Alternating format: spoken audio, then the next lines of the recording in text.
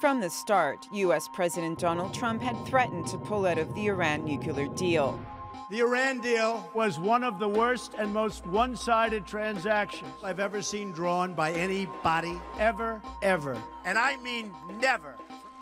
Now he's made good on that promise. I am announcing today that the United States will withdraw from the Iran nuclear deal. In a few moments, I will sign a presidential memorandum to begin reinstating U.S. nuclear sanctions on the Iranian regime. But even with the U.S. pulling out and imposing new economic sanctions on Iran, it doesn't mean the deal is dead just yet. The UK, France, and Germany are also parties to the agreement designed to prevent Iran from making a nuclear weapon, and they say they'll work to keep it. The European Union is determined to preserve it. We expect the rest of the international community to continue to do its part to guarantee that it continues to be fully implemented for the sake of our own collective security. Russia says it too would continue its efforts to keep the deal alive.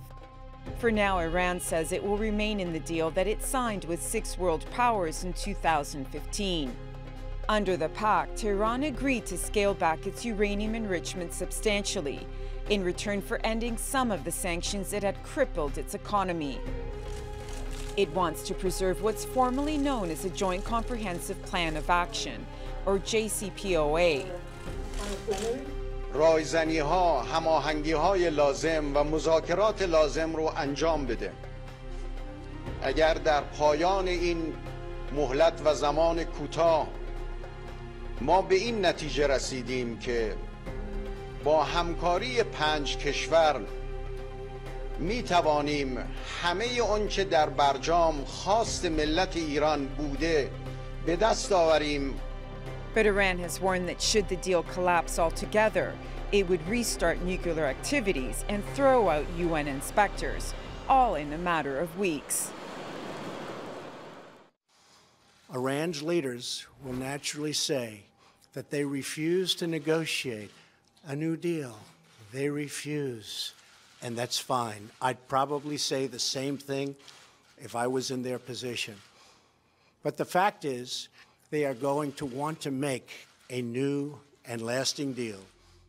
Trump plans to use sanctions to force Iran to renegotiate the deal on American terms.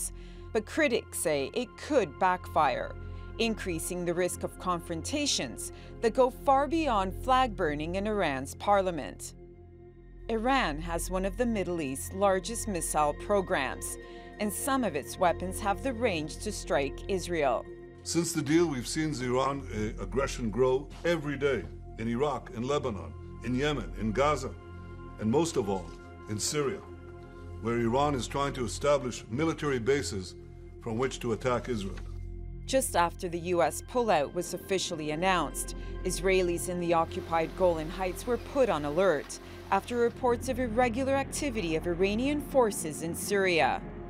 New U.S. sanctions against Iran will include punishing those who do business with Iran by blocking access to the U.S. marketplace.